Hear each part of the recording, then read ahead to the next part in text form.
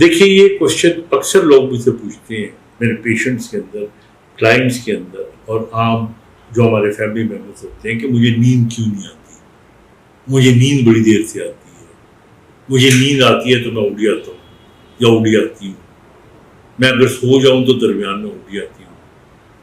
اب نیند کے بارے میں تو ایک لیکچر بنتا ہے 1 گھنٹے سے بھی زیادہ کا، تو میں اتنی لمبی بات چیت تو آج سے کرنے سے رہا، میں تو سمپل 2-4 چیزیں آپ کو بتاؤں۔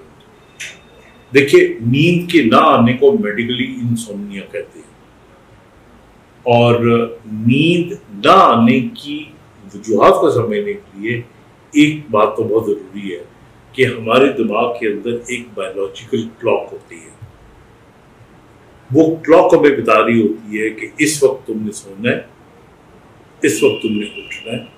اور یہی وجہ ہے کہ آپ دیکھیں کہ جو روٹین کے لوگ ہوتے ہیں، ڈسپلن لوگ ہوتے ہیں، اگر وہ 9 بجے سوتے ہیں، 11 بجے سوتے ہیں، 11 بجے ان کو نیند آ جاتی ہے۔ صبح تہجد پہ اٹھنا ہے تو وہ خود بخود اٹھ جاتے ہیں، صبح فجر پہ اٹھنا ہے تو خود بخود اٹھ جاتے ہیں، صبح بچوں کو جگانے کے لیے اٹھنا ہے تو مائیں اٹھ جاتی ہیں۔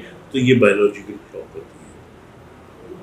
اب اگر اس بایولوجیکل کلاک کو آپ ڈسٹرب کرتے ہیں تو آپ کی نیند کا جو پیٹرن ہے وہ ڈسٹرب ہو جاتا ہے۔ اب یہ بایولوجیکل کلاک آپ کی ڈسٹرب ہوتی ہے اگر مثال کے طور پہ اگر زندگی میں آپ سٹریس زیادہ لیتے ہیں، اگر زندگی میں آپ کی بایولوجیکل کلاک کہتی ہے کہ مجھے 11 بجے سو جانا چاہیے، آپ 2 بجے تک سوتے رہتے ہیں، فون دیکھتے رہتے ہیں، موویز دیکھتے رہتے ہیں، تو آپ نے خود بھی نوٹ کیا ہوگا کہ سونے کا ٹائم میں گزر گیا تو پھر آپ کو نیند نہیں آتی۔ اسی طرح پھر اینگزائٹی اس کی کاز ہوتی ہے۔ پھر اس کے علاوہ بہت سی بیماریاں ہیں۔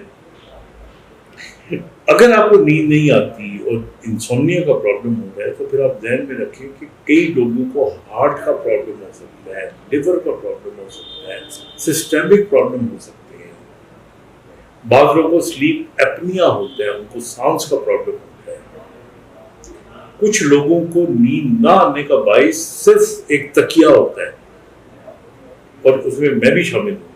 میں نے نوٹ کیا ہے کہ اگر مجھے خاص طور میں تکیہ پسند ہے، اسے نیند آتی ہے، میں کسی ریسٹورنٹ ہوٹل میں بھی جاؤں یا کہیں باہر بھی جاؤں تو آئی ٹیک مائی پلو وتھ می۔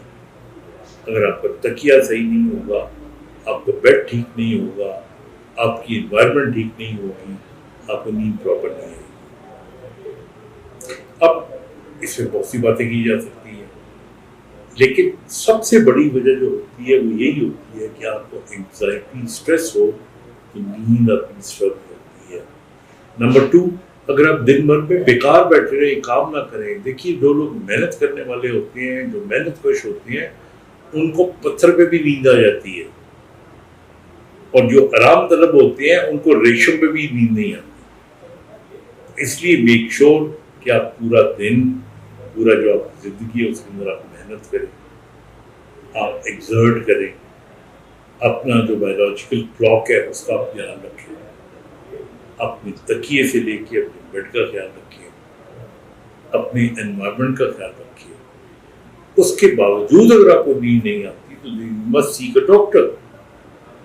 ہو سکتا ہے آپ کو رات کو بعض لوگوں کو سلیپ ایپنیا ہوتا ہے، سانس کی پرابلم آئی تھی، وہ اٹھ جاتے ہیں۔